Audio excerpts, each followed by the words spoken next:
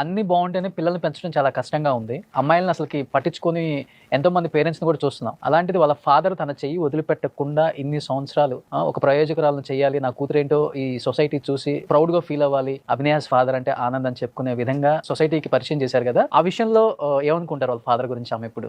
నాన్న మీకు గుర్తుందా ఫస్ట్ నేను పుట్టినప్పుడు ఎలా అయింది? ఎందుకంటే నేను చూసుకోలేదు. బట్ మా ఫాదర్ని అడుగుతున్నాను, నేను పుట్టినప్పుడు వాళ్ళకి అసలు ఏమనిపించిందో అని. పుట్టినప్పుడు హాస్పిటల్లో ఆమెను తీసుకుని రాగానే నా దగ్గరికి అప్పుడే అభినయ నా పేరు పెట్టాను. అంత అందంగా ఉండే ఒక ఆర్టిస్ట్ చేయాలనే ఒక తపన ఉండే. మధ్యలో ఎంతో డిస్టర్బెన్స్ వచ్చింది. ఆ డిస్టర్బెన్స్ అంతా దాటుకొని ఈ స్థాయికి వచ్చింది. అంటే నేను ఎప్పుడు అనుకోలేదు నేను యాక్ట్రెస్ అవుతాను. ఎప్పుడు నేను గేమ్స్ ఆడుకోవడము, ఫ్యామిలీతో ఉండడము, నార్మల్ లైఫ్ నాది, అంత స్పెషల్ ఏం కాదు. నాన్నని చూస్తుంటాను షూట్కి వెళ్ళినప్పుడు. మీకు గుర్తుందా నాన్న, రామోజీ ఫిలిం సిటీ వెళ్ళే వాళ్ళం, అది ఏ మూవీ అది? కోటి రామకృష్ణ జెండా. నేను దాంట్లో క్యారెక్టర్ చేశాను. అక్కడికి షూటింగ్కి తీసుకుని పోయేవాడు. అప్పటి నుంచి ఆమెకు ఒక ఇంట్రెస్ట్ కలిగింది. ఇంత అందంగా ఉంది, కనీసము మోడలింగ్ ట్రై చేద్దాము. యాక్టింగ్ అంటే వినపడాలి, మాటలు డైలాగ్స్ రావాలి, మోడలింగ్ అంటే అవసరం లేదు అని అనుకున్నాను. ఫైనలీ యాక్టింగ్ వచ్చి 15 అవార్డ్స్ దాకా తీసుకుంది.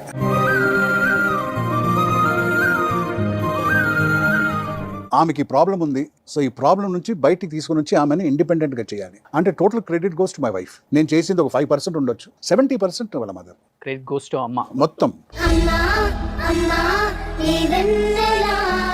నేనేం చేశానంటే ఎన్నో సినిమా కంపెనీలకు వెళ్ళాను, ఎంతో మంది అప్రోచ్ చేశాను ఆమె ఫొటోస్ తోటి ఒక అవకాశం కోసం. చాలా మంది కోప్పడ్డారు కూడా. ఒక అమ్మాయి మూగ అమ్మాయిని తీసుకొని వచ్చి సినిమాలో ట్రై చేస్తున్నాడే, పిచ్చోడా. రకరకాల మాటలు మాట్లాడారు. ఓకే, ట్రై చేశాను. God is great. ఇక్కడ గాడ్ ఎవరంటే సముద్రకని. ఆయన లేకుంటే ఆమె ఇండస్ట్రీకి లేదు. బట్ మేడం సార్ అన్నట్లుగానే చెవులు వినపడు, మాట్లాడలేరు. కానీ ఫ్రేమ్ ముందు ఎప్పుడు కూడా స్క్రీన్ ముందు మనం చూసినప్పుడు అసలు తన డైలాగ్ డెలివరీ కానీ తన ఎక్స్ప్రెషన్స్ కానీ ఎక్కడ మిస్ అవ్వదు. బట్ చిన్నప్పటి నుంచి తను ఇలా పుట్టింది కదా, ఇలా పుట్టినప్పుడు పెంచేటప్పుడు ఏ తల్లిదండ్రులైనా కానీ కొంచెం కసురుకోవటం, కోపట్టడం, ఇలా దేవుడు ఇలాంటి ఒక బిడ్డనిచ్చాడేంటి మాకు అని ఏడ్చిన సందర్భాలు ఉన్నాయా మీ లైఫ్ లో? ఇంత అందంగా ఒక అమ్మాయి పుట్టినాక దేవుడు ఇలాంటి ఒక ప్రాబ్లం ఇచ్చాడే. వేరొక డిలేడ్ మైల్ స్టోన్ అన్నప్పుడు కూడా ప్రాబ్లం ఉండే. 3 years కూడా నడవలేదు. టోటలీ ఒక హ్యాండిక్యాప్ అనుకున్నాము. ఒకసారి నడవంగానే షీ డిడ్ంట్ టర్న్ బ్యాక్. అంటే వినపడాలి, డైలాగ్ చెప్పాలి, ఇది compulsory for acting. She is the first actress in the world.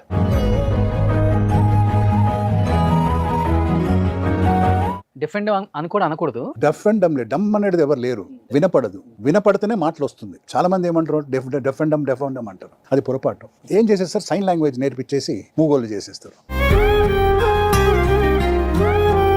Abhinay గారు ఎప్పుడైనా కానీ అమ్మ కోసం, నాన్న కోసం ఏడ్చిన సిచ్యువేషన్స్ ఉన్నాయా మీ లైఫ్ లో? అంటే అందరూ చెప్తూ ఉంటారు కదా మా పేరెంట్స్ కి, మీ పాప డెఫ్ అలాగా అని అన్నప్పుడు నాకు కొంచెం వాళ్ళని చూసినప్పుడు బాధ అనిపిస్తుంది. మా మదర్కి నేను చాలా థ్యాంక్స్ చెప్పాలి.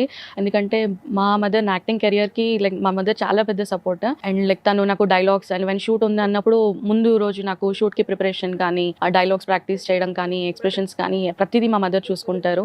అండ్ మా ఫాదర్ కూడా నా స్కెడ్యూల్స్ చూడడం కానీ, మంచి స్టోరీ సెలెక్షన్ కానీ ప్రతిదీ ఇద్దరు మేనేజ్ చేస్తారు. అండ్ మా పెద్ద అన్న ఎనీ మూవీ ఏది వచ్చినా సరే, స్టోరీస్ వచ్చినా సరే నేను చాలా కన్ఫ్యూజన్లో ఉంటాను, ఏది తీసుకోవాలి, ఏ ప్రాజెక్ట్ చేయాలి, చేయొద్దు అని. సో అలాంటి టైంలో మా ఫ్యామిలీ మొత్తం నాకు సపోర్టింగ్గా వచ్చి వాళ్ళన్నీ డిస్కస్ చేసి ఏ ప్రాజెక్ట్ తీసుకోవాలనే దాన్ని నాకు మంచి గైడెన్స్ ఇస్తుంటారు. సో ఫర్ దట్ నేను మా ఫ్యామిలీకి చాలా థ్యాంక్స్ చెప్పుకోవాలి.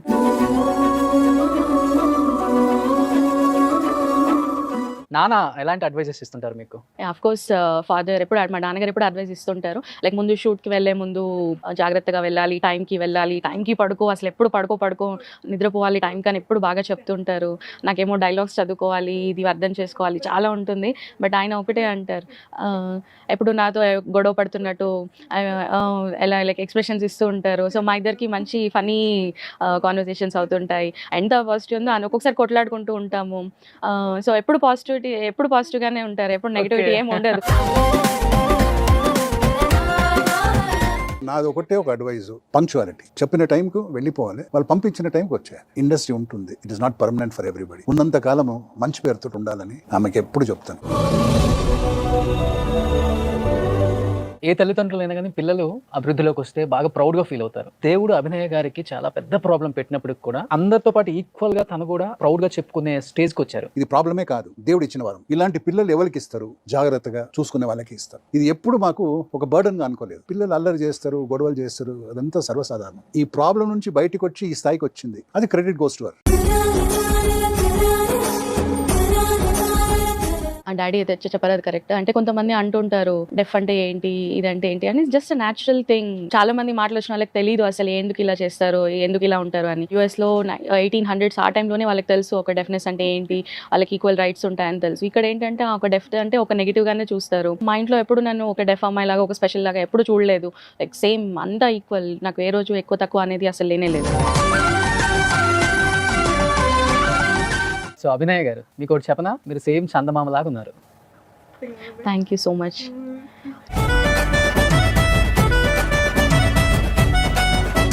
నాన్నలో మీకు నచ్చే క్వాలిటీ ఏంటి, నచ్చని క్వాలిటీ ఏంటి అసలుకి? ఫాదర్ కాదు నాకు ఆయన, హీస్ లైక్ మై లైఫ్ అంతే. మాకు ఒక మంచి డిఫరెంట్ బాండింగ్ ఉంది. It's very positive. పాజిటివిటీ కొంచెం ఉంటే నెగిటివిటీ కొంచెం ఉంటుంది. 80-90 అలాగా, 80-70 అలా ఉంటుంది. But that's right are wrong, నువ్వు చెప్పు అంటున్నారు. మీకు తనలో నచ్చిన క్వాలిటీ ఏంటి, నచ్చిన క్వాలిటీ ఏంటి? నచ్చిన క్వాలిటీ ఏంటంటే ఈ ప్రాబ్లం ఉందని ఆమె ఏం ఎప్పుడు ఫీల్ అవ్వలేదు. కొన్నిసార్లు చాలా ఫీల్ అయింది, దేవుడు ఇట్లా చేసేసాడే. బట్ అదంతా మేనేజ్ చేసి బెస్ట్ క్వాలిటీ ఏంటంటే ఇంత ఒక పొజిషన్కి వచ్చి మీరు చెప్పారు కదా ఇప్పుడు చందమామ లాగా ఉన్నాను, ఆ ప్రౌడ్నెస్ రాలేదు. మా రిలేటివ్స్లో కానీ ఆ ఫ్రెండ్స్లో కానీ అందరితో కలిసిమెలిసి ఉంటుంది. నేను ఒక హీరోయినా, నేను ఒక సెలబ్రిటీయా, ఆ ప్రౌడ్నెస్ లేదు. కొన్ని రీల్స్ ఉన్నాయి ఇక్కడ మీవి. ఒక్కొక్క రీల్ మీద మీ ఒపీనియన్ ఏంటి, ఎలా ఎంజాయ్ చేస్తుంటారు మీరు?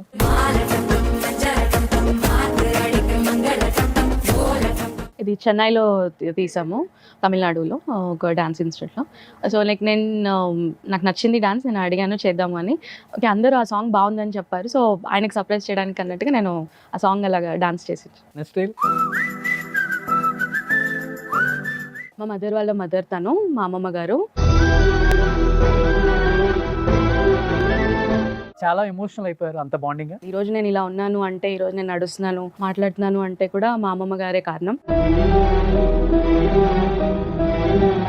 అసలు లైఫ్ ఇచ్చింది అంటేనే నాకు ఆవిడ. అండ్ తను నాతో సైన్ లాంగ్వేజ్లో కూడా మాట్లాడుతూ ఉంటారు. అండ్ తను చాలా జోక్స్ వేస్తూ ఉంటారు. అంటే మంచి మంచి స్టోరీస్ చెప్తూ ఉంటారు.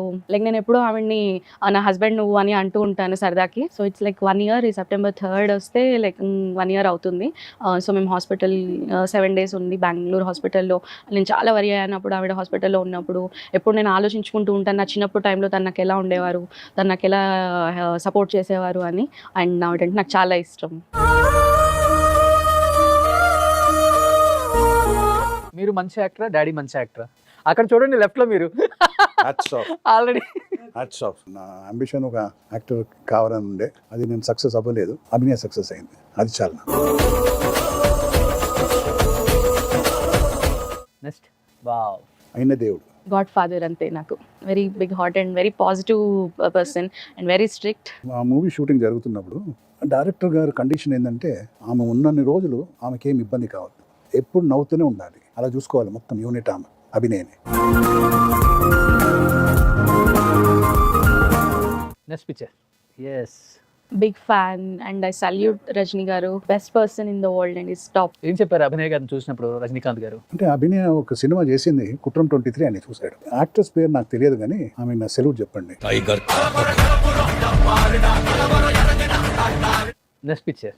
I'm great fan of Samantha గారు. చాలా అందంగా ఉంటారు. అండ్ లైక్ నేను విన్నాను సమంత గారికి కొంచెం హెల్త్ ఇష్యూ ఉందని. But I pray for her, ఆమె మంచి హెల్తీగా మళ్ళీ రావాలి అని.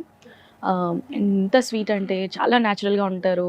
అండ్ ఆమె నన్ను చాలా నా గురించి అడిగారు అన్నట్టు, డెఫ్ కదా ఎలా చేస్తావు అలా చేస్తావు అని. బట్ నాకు అర్థమవుతుంది నేను చేస్తాను అని. బట్ ఆవిడకి నా గురించి తెలియదు, బట్ ఎలా కమ్యూనికేట్ చేయాలి నాతో అనేది. But I love her so much. Hello Samantha, నువ్వు ఎలా ఉన్నావు? నేను విన్నాను నీకు హెల్త్ బాగాలేదని. I hope you will recover. And నీకోసం నేను డెఫినెట్గా ప్రే చేస్తాను. And don't break and you are అన్స్టాపబుల్గా ఉండాలి, నువ్వు కంటిన్యూ ఇలాగే వర్క్ చేస్తుండాలి. Thank you so much. Next picture. Yes. Surya గారి ఫాదర్ అంటే నాకు చాలా నచ్చుతారు అండ్ ఆయనతో ఎప్పుడు నేను ఎక్కువ కమ్యూనికేట్ చేసింది లేదు. బట్ లాస్ట్ నన్ను చూసినప్పుడు వాళ్ళు చాలా సర్ప్రైజ్ అయ్యారు. లైక్ ఆయన నన్ను కాంప్లిమెంట్ చేశారు నా వర్క్ గురించి. And it's very short time నేను ఆయనతో మాట్లాడము. But I love him and is a very good actor and ఆయన మంచి క్యారెక్టర్స్ చేస్తారు and is a very positive person అన్నట్టు. I like him a lot. Super. Next Pushparaj. I like him, నాకు చాలా ఇష్టం. బెస్ట్ యాక్టర్ అసలు అండ్ న్యాచురల్ యాక్టర్ అంటే ఆయన దేంట్లో అయినా ఈజీగా మ్యాచ్ అయిపోతారు. నెక్స్ట్ పిక్చర్ సీతమ్మ వాకిట్లో సిరిమల్లె చెట్టు మూవీలో ఆయనని ఫస్ట్ టైం కలిసాను. సార్తో ఎక్కువ మాట్లాడలేకపోయాను, ఆయన బిజీగా ఉండడం వల్ల. మహేష్ బాబు గారు ఉన్నారు అండ్ వెంకటేష్ గారు, వాళ్ళంతా ఒక దగ్గర ఉండేవాళ్ళు. ఎక్కువ మాట్లాడలేదు, but hi bye good morning good evening అంతే. నెక్స్ట్ పిక్చర్ లైక్ నేను 15 years ఉన్నాను ఆ టైంలో. నేను ఆయనకి చాలా పెద్ద ఫ్యాన్. ఆయన చాలా ఫేమస్ అండ్ ఆయన ఎక్స్ప్రెషన్ నాకు చాలా నచ్చుతాయి. నెక్స్ట్ పిక్చర్ మహేష్ బాబు గారు అండ్ ఆయన చాలా హ్యాండ్సమ్ గా ఉంటారు. ఆయన స్కిన్ చాలా బాగుంటుంది అండ్ వాకింగ్ స్టైల్ కానీ ఆయన జస్ట్ పర్ఫెక్ట్ పర్సన్. అందరూ అంటున్నారు ఏంటి అభినయ విశాల్ గారు పెళ్లి చేసుకుంటున్నారు అని ఇలా వచ్చినప్పుడు. బట్ నేను సర్ప్రైజ్, బట్ అదేం లేదు. But I'm very good person. ఆయన ఎప్పుడు నన్ను అంటుంటారు ఫుడ్ మాతో కలిసి తినాలి. డైరెక్టర్ గారు, కెమెరామెన్ అందరితో కలిసి తినడము. ఎప్పుడు నన్ను సపరేట్ చేసేవాళ్ళు కాదు, అందరు నన్ను ఇంక్లూడ్ చేసేవాళ్ళు. నేను విషయాలు పెళ్లి చేసుకుంటున్నామని కొన్ని న్యూస్లలో నేను చూశాను. చాలా షాకింగ్ అనిపించింది, నాకు కామెడీ అనిపించింది. అని యాక్చువల్లీ ఏంటి సార్ అది, ఎందుకు వచ్చింది, అది వైరల్ అయింది? లట్టి ఆడియో ఫంక్షన్ లో యాంకర్ ఏందో సడన్ గా స్టేజ్ పైన వెళ్ళి అనౌన్స్ చేసిండ్రు, విషయాలను అడిగిండ్రు, మీ లవ్ ఏందని చెప్పండి అని. మాకే ఒక పెద్ద న్యూస్ అది. So it is only rumour, it is not true. And I want to add to that, ఎవరైతే యాంకర్ ఉన్నారో చెప్పారో అది ఏదో యూట్యూబ్లో పెట్టారు, లైక్ నేను షై అవుతున్నట్టు అలా కొన్ని పెట్టారు. అది యాక్చువల్లీ అది అంతా రాంగ్. అది ఇప్పుడు ఎవరైనా వచ్చి ఐ లవ్ యూ నీకు ఏది అని అంటే ఆబ్వియస్లీ ఎవరైనా షైగా ఫీల్ అవుతారు. That's normal thing. నేను నవ్వడం కూడా, దాన్ని కూడా వాళ్ళు అలా చేయడం కరెక్ట్ కాదు. And like is the best friend for me and don't mistake that. మీకు ఎలాంటి హస్బెండ్ కావాలి మేడం? నేను ఇప్పుడు ఫోకస్డ్గా ఉంటాను అండ్ నాకు వర్క్ అనేది వెరీ ఇంపార్టెంట్. దెన్ మ్యారేజ్ అనేది ఇప్పుడు నాకు మైండ్లో లేదు. I'm already married. నా మదరే నా హస్బెండ్, మా ఫాదరే నా హస్బెండ్.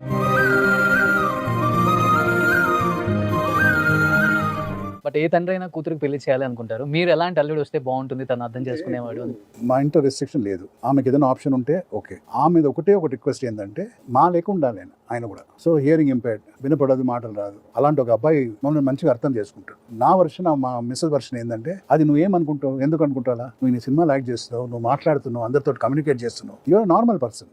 అది ఒప్పుకోదు. Marriages are made in heaven. అది జరిగేది ఉంటే జరుగుతుంది. ఎప్పుడు జరగాలని మన చేతిలో లేదు. డాడీ అయితే అనుకుంటున్నారు మీరు పెళ్లి చేసుకోవాలి, ఒక మంచి హస్బెండ్ మీకు రావాలి అని. నేను జస్ట్ 3 things చూస్తాను. ఫస్ట్ థింగ్ వచ్చేసి ఫుల్ ఆన్ లవ్ మ్యారేజ్ అనే కాన్సెప్ట్ లేదు నా దగ్గర. It's like just time waste thing. నేనేంటంటే ఫస్ట్ నేను హస్బెండ్ చేసుకుంటున్నానంటే నన్ను తను బెటర్గా అర్థం చేసుకోవాలి. మా ఇద్దరి మధ్యలో మంచి అండర్స్టాండింగ్ ఉండాలి. That is very important. And secondly communication అనేది బాగుండాలి. అంటే షేరింగ్ ఉండాలి. ఒక ఎన్వైరన్మెంట్లో ఉన్నప్పుడు తను అన్ని ఎక్స్ప్రెస్ చేయగలగాలి. We should have same beliefs. Then only we can go for next step. So that life value అనేది ఉండాలి. సో అది వెరీ ఇంపార్టెంట్. అవి తప్ప నేను వేరే ఏం చూడను.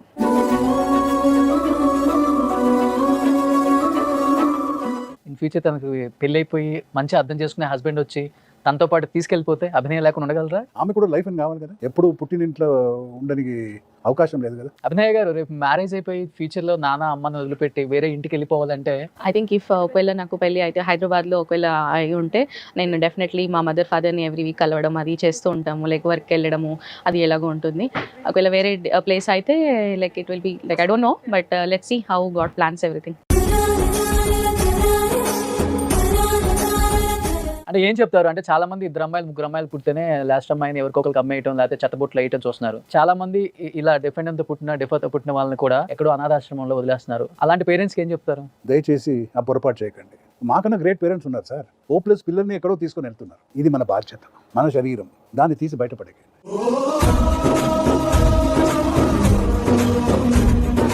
నాన్నకు ప్రేమతో షోకి వచ్చారు కాబట్టి లాస్ట్ అండ్ ఫైనల్గా ఒక చిన్న ఆటోగ్రాఫ్ అండ్ ఒక కేక్ కటింగ్ సార్.